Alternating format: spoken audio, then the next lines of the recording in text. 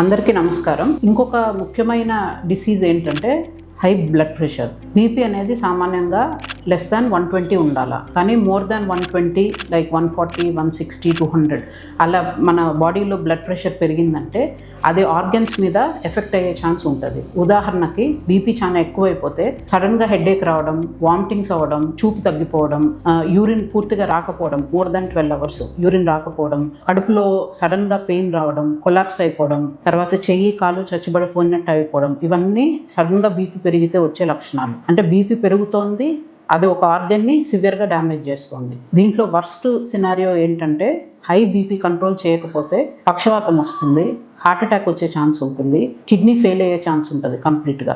So ఇవన్నీ avoid చేయాలి అంటే బ్లడ్ ప్రెషర్ని మనం ఫ్రీక్వెంట్గా ఇంట్లో చెక్ చేసుకుంటూ ఉండాలా.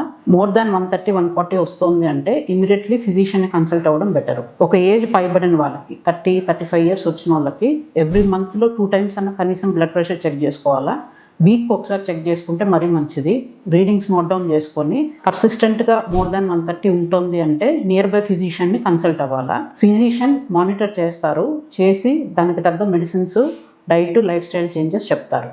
సో ఎక్కువగా ఉప్పు ఉండే పదార్థాలు అవాయిడ్ చేయడం మంచిది ఒక ఏజ్ వచ్చిన తర్వాత.